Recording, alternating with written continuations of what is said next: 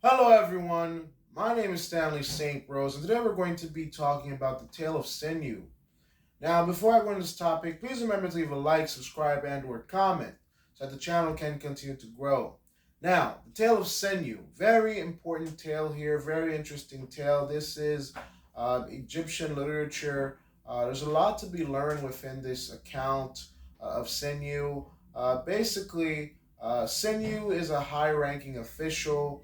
He's serving this king by the name of Amenemnet, and Amenemnet dies, and basically Sinuhe, he's a little bit of a weakling, coward, you can even say, because he's kind of just there really isn't any charges brought against him. I mean, some people might feel angry that I say that, but truthfully, there really isn't like people chasing him down, an army going after him, an investigation, or somebody like pursuing him or hunting him down.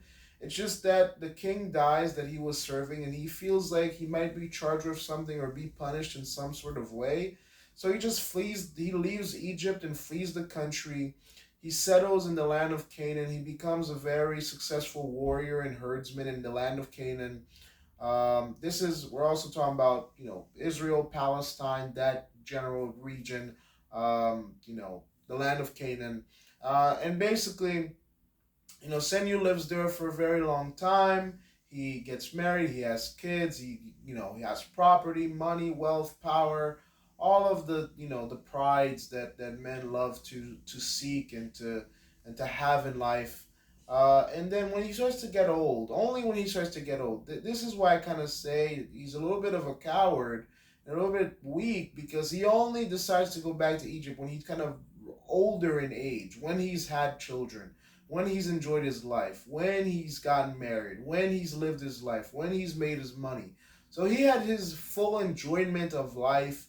And when he's an older man and death is getting closer and there's a new pharaoh in Egypt that's known to be merciful, he's like, there's a possibility, there's a good chance that I can go back now and get mercy, and maybe I won't finish a punishment. And if even if I do face a punishment, I lived a pretty good life. I had kids, I got married, I had a life, a wife, stuff, money, power. So I enjoyed the prides of life, led a good life, but I still miss home. I still miss Egypt. He goes back to Egypt and he gets welcomed with open hands. The king, the new king, is merciful to him. The king's kids and wife, they're so happy to have him back. The high ranking officials, they're happy to have Sinuhe back. They give him a home, fine linens, clothes, bed, all the luxuries of life, and good food from the king's palace. And he lives in the lap of luxury until he dies. And they even build him a pyramid to rest his bones. So the tale of Sinuhe is a very interesting tale.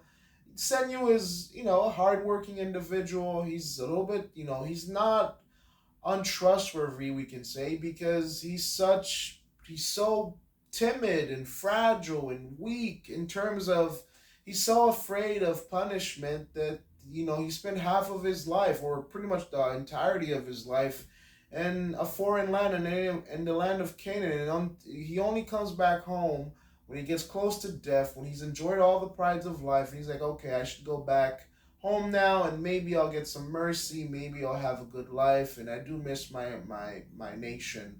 And that's what he does, and it ends well for him. This is a very interesting tale, a very interesting Egyptian literature. The tale of Sinuhe. It's a tale of adventure, prosperity, guilt, and ultimately redemption. We do see the redemption of Sinuhe, even though that it almost seems like he didn't really do anything to be punished. But because of his own personal fears of being punished, he punishes himself for no reason. He exiles himself because nobody actually exiled Sinuhe. The old king dies and he just flees. So nobody ever exiled him. Nobody went chasing after him. There was no assassins that went after him. There was nobody trying to kill him. He was just so afraid that he might have been punished. He lives his whole life outside of the country. Then he comes back, and when he's old, and he gets forgiven, but it was like, what do you get forgiven of? It's almost like nobody was really after you. But that's the story of Sinuhe. it is a kind story in the sense of this man is, he's a hard worker, he's loyal, they love him, and wherever he goes, he does, do good, and he prospers. Whether he's in Egypt or the land of Canaan, he Sinew prospers. In terms of deeper meaning, there's a lot to learn here. It's redemption.